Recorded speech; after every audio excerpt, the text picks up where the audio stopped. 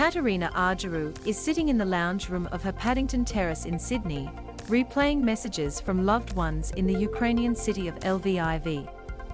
The sound of sirens wails from the mobile phone as she translates a message delivered rapidly in Ukrainian. "This is an airstrike warning," Ms Aguiru, 35, says. "We are all going to the shelter. Now again, God save us, please." Kateryna Argyrou listening to messages from Ukraine. SBS News' Sandra Fulloon. At this point, tears are tracing a path down her cheek. "This is what I receive from my family on a daily basis," she says. "My morning starts with checking in to see not only if they are okay, but if they are alive. It is very hard." Ms Aguiru is among almost 14,000 Ukrainians living in Australia, and is also co-chair of the Australian Federation of Ukrainian Organisations.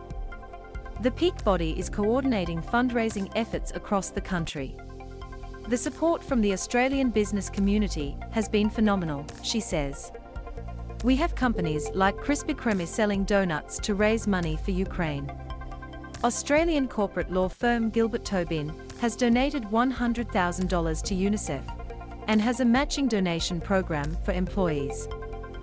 We are also providing pro bono assistance to Australian Ukrainian organisations to support humanitarian relief efforts," COO Sam Nicholas says. Sam Nicholas, Gilbert Tobin COO, supplied Gilbert Tobin software company Atlassian, is offering all its employees with immediate family in Ukraine $3,000 for their resettlement. And the Lone Star restaurant chain is donating revenue to the Ukraine crisis appeal. "A lot of our local community is of Ukrainian descent, so we thought this was a great cause to get behind," says Lone Star's marketing manager Nathan Wood. Kateryna Argyrou, as a child with her mother, supplied Kateryna Argyrou. Ms Aguiru has a compelling reason to support her homeland. She was born in the small town of Jubliany outside Lviv in 1987, when Ukraine was still part of the former Soviet Union.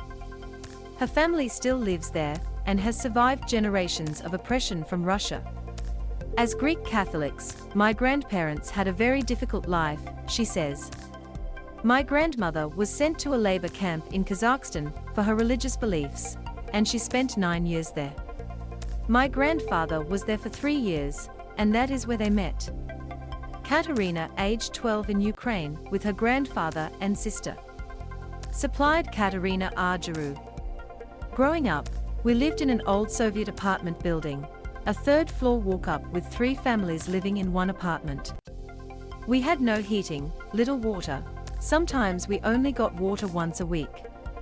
Ms Aguiru later moved to Canada with her mother, and by the time they returned, Ukraine had become an independent state, following the collapse of the Soviet Union in 1991. "I remember going to the Independence Day parades and watching the tanks roll along, and feeling the immense pride that people had waving their Ukrainian flags," she says. Now tanks are being used in combat to protect the lives of millions of Ukrainians, with brave soldiers, both men and women, putting their lives at risk every day. As the Russian invasion of Ukraine passes 1 month, with the toll climbing daily, pressure is also being exerted on global businesses operating in Russia. An anti-war rally in Chatswood this week, supplied Kateryna Argyrou. This week, anti-war protesters carrying a figure of Russian President Vladimir Putin targeted Pepsi offices in Sydney's Chatswood. The Australian community is calling on Pepsi to stop doing business in Russia, while it continues aggression against Ukraine, says Chris Holly, from Amnesty International Australia. On the 8th of March, PepsiCo announced that it would suspend production and sale of Pepsi Cola and other global beverage brands in Russia. Other rallies are planned worldwide, targeting companies that pay taxes in Russia, thereby helping to fund its war effort, Mr. Holly says.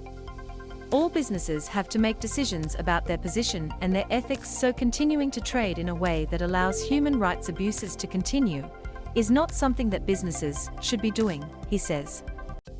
Vasil Boroviak with his family in Sydney. SBS News, Edgar Ferreira.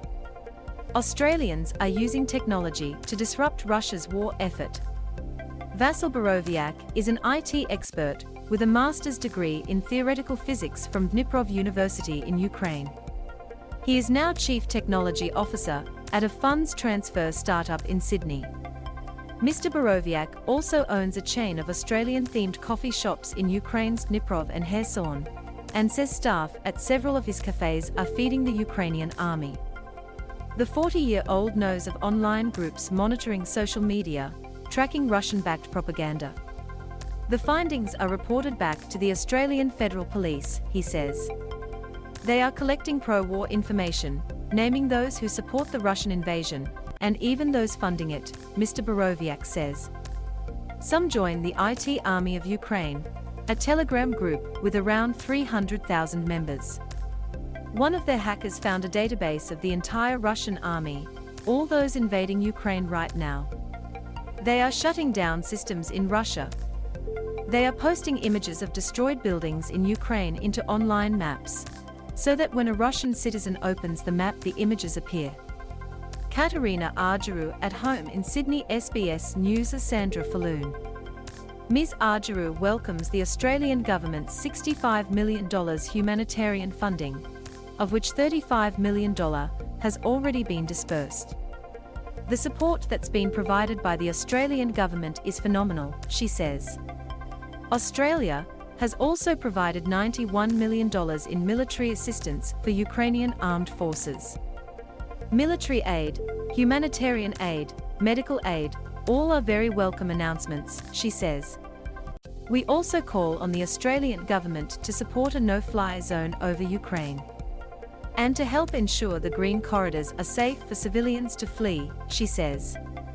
Lone Star is among Australian businesses supporting Ukraine-supplied Lone Star Rib House and Brews. Ms Aguiru fears for her family in Lviv near the Polish border. My grandparents are 85 and 84, and they live in a high-rise apartment building. The power is cut off, there is a water shortage, she says. They are elderly and cannot go into the street to get medicine. Also, the temperatures are below zero in Ukraine, so it's very cold. I've offered to help get visas, to get them across the border, to find flights and get them all over here.